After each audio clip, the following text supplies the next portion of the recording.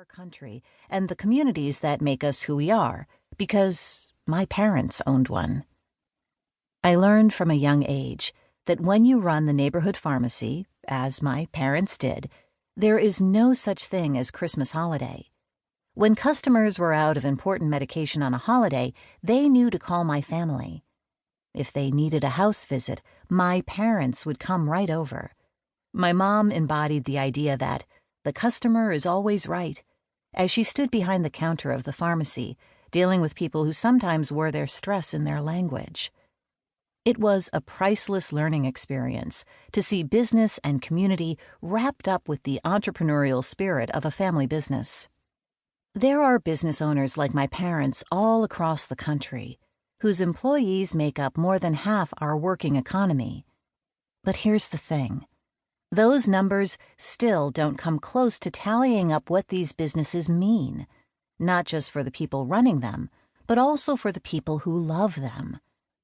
Think about the neighborhood pizza joint your kid's Little League team heads to after a big win, or the family-owned hardware store that sold you the part that finally stopped that leaky faucet. Profits alone don't convey the full story of these businesses. They don't just contribute to our economies. They're part of the fabric that holds our neighborhoods and towns together. I hope this book reflects that larger story.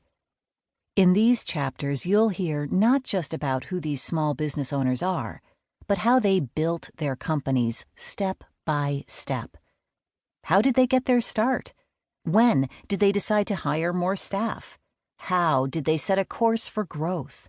And when problems arose, how did they fight through them? From the example of the dozens of business owners we spoke with for this book, I hope you will take away practical advice and lessons you can put to work right away as you become your own self-made boss. When I decided to write this book, I spent a lot of time thinking about whose stories I would include in it, but I didn't spend any time contemplating who I needed by my side to write it. From the very beginning, I knew I needed someone who'd lived a lot of these experiences on her own, someone who has seen the ups and downs of owning a small business from many angles.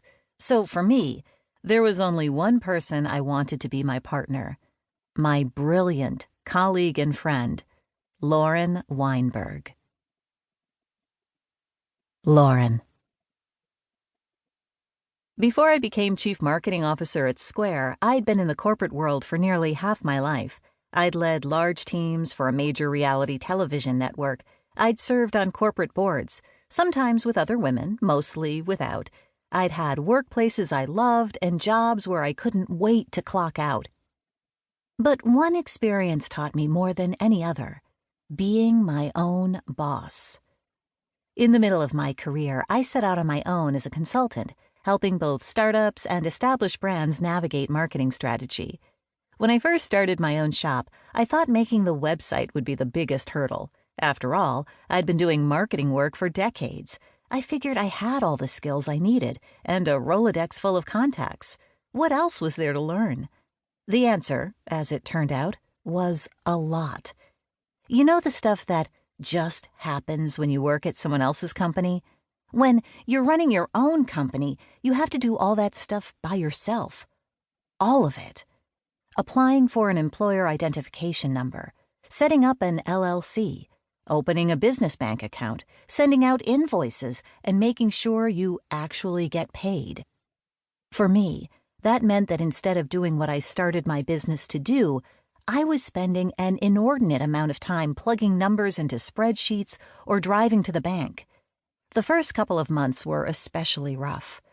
Working on my first 2 or 3 projects, I made the mistake of telling clients to pay me after I finished their project. These projects could go on for months, and during that time, I didn't get paid.